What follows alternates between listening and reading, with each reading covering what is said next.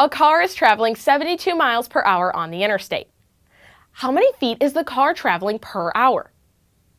In this problem, we're dealing with rates. Remember, a rate is a ratio of two quantities that are measured in different units.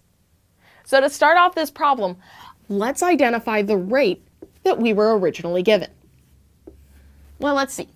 Our problem says that a car is traveling 72 miles per hour.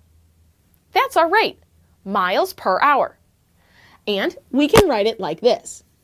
We have 72 miles per 1 hour. Perfect. Now, what is the rate that we're trying to find? Well, we want to find how many feet the car is traveling per hour.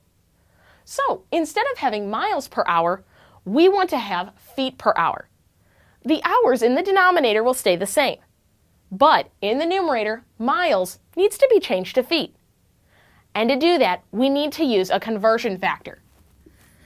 A conversion factor, remember, is a number that is used to convert a quantity from a given measurement to a different measurement. Here, we want to change miles to feet, so we need to identify the relationship between miles and feet. Well, if we go 1 mile, that's the same as going 5,280 feet. So that's the relationship.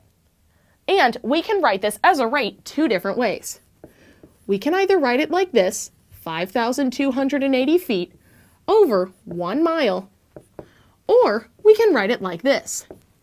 Have the 1 mile in the numerator and the 5,280 feet in the denominator. Each of these is correct to represent this relationship, but only one will work in this given problem. To figure that out, look back at the units in our original rate. We currently have miles per hour, and we want to change this to feet per hour in order to get our answer. So we need to multiply by a conversion factor. We need to change this miles into feet. Well, if feet is going to be in the numerator, it needs to be in the numerator somewhere. So we should put feet in this numerator. And if feet is in the numerator, that means miles needs to be in the denominator. And look at what happens.